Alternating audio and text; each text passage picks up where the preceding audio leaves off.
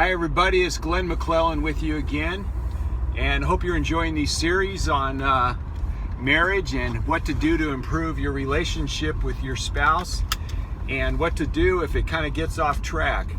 So anyway, today we're going to talk about one thing that comes up now and then. Again, we have a specific way that we're dealing with marriage counseling, and if you're watching these videos and taking notes, and you're familiar with the work of Gottman, John and Julie Gottman, and also some of the work of Brene Brown, we're mixing this. And my methodology for working with couples has to do with combining that research, which is fairly solid, but I'm taking it to another level, and I'm actually integrating principles of the early church, Christian church, of virtues that are actually implied in the antidotes of the four horsemen. So I'm going to be doing that a little bit later, but I'm just right now laying the foundation for why we're doing what we're doing. And the message to couples is you have to get out of the arena. And that's what you hear me say again and again and again. I don't think it's said enough in marriage counseling. I've done marriage counseling for years, and I'm doing it differently because I just felt it wasn't as effective as it is now with what I know and the urgency of my message.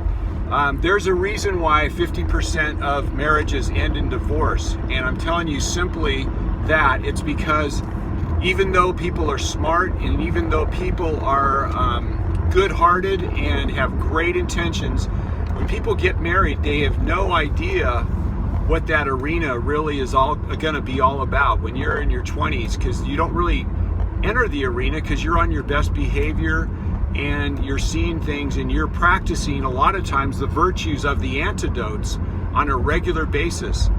And until our souls or our hearts get really pinched and rejected and hurt, only then do we find the horsemen starting to enter into the arena, and we find ourselves in that arena. And oftentimes for many, many years, because we can, I don't want to get into it, but we can do a thing called parallel process where we can coexist with each other, but we're not really loving each other and we're not really building our relationship into what it can be.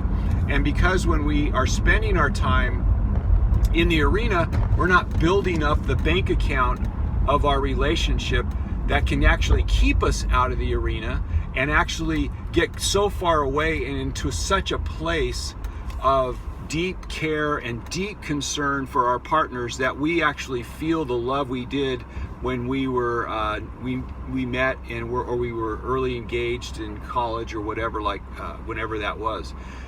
So my mantra again is we got to stay away from the arena. But what I want to talk about today is it's not uncommon. And even when you practice some of these things, it's not uncommon to go back and ride one of those horsemen and to be in the arena. So I'm kind of want to talk about what do you do when you find yourself back in the arena. This just happened to me and my wife a couple days ago, and I hope it's okay. I won't air this video. I'll check with her to make sure I can use this example. But it's really has more to do with me than it does with her. So anyway, just to give you an example of what I mean, we're practicing the antidotes on a regular basis. We're cultivating appreciation and gratitude with each other.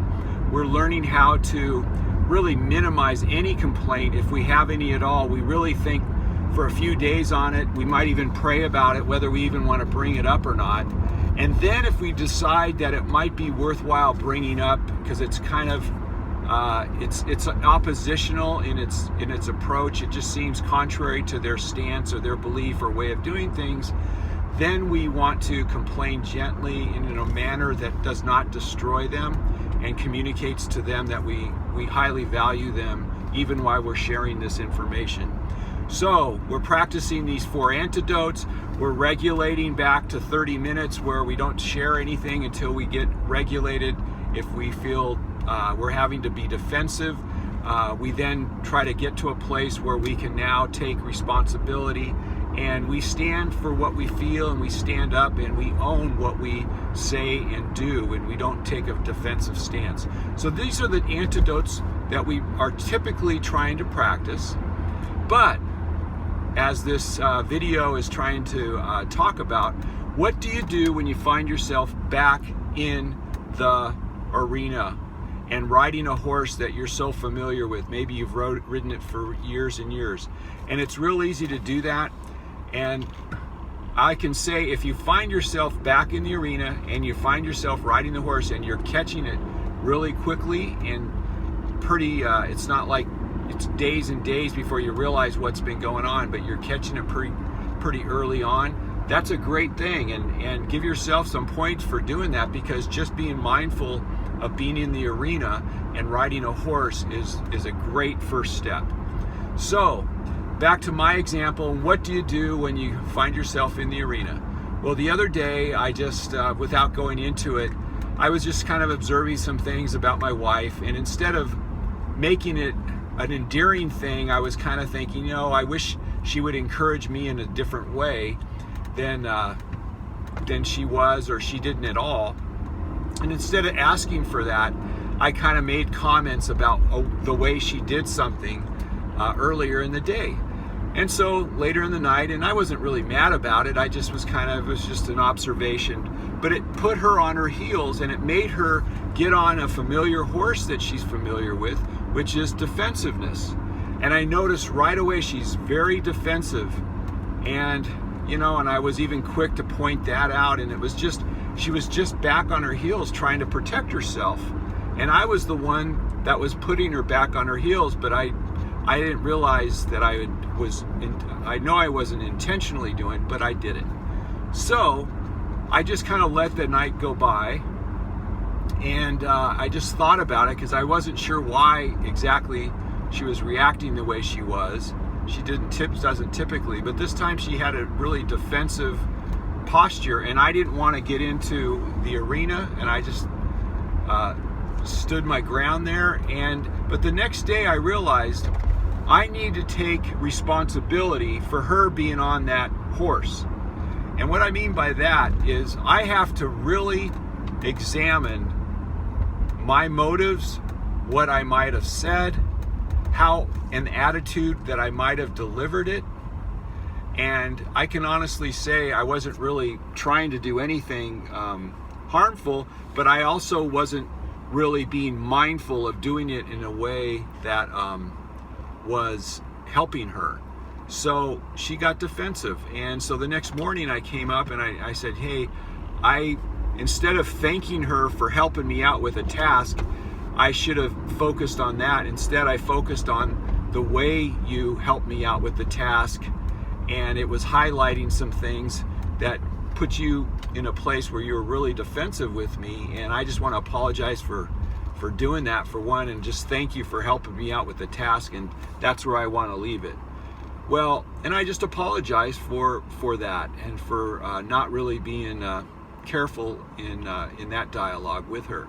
So she wrote back a nice little note saying, you know, that means a lot to me, and thanks so much. Yeah, I just don't know why I did it so quickly, but yeah, I did kind of get defensive and just kind of withdrew.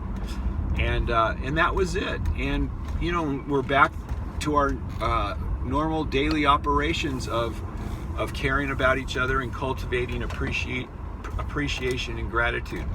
So that's an example of what we did when we found ourselves back in the arena.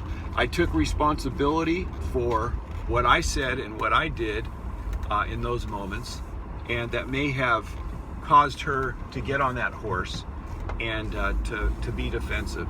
So I hope that's helpful, and if so, maybe leave some comments if you would like to do that. Share what you're learning. I'd love to hear from you, and I hope you have a great rest of your day.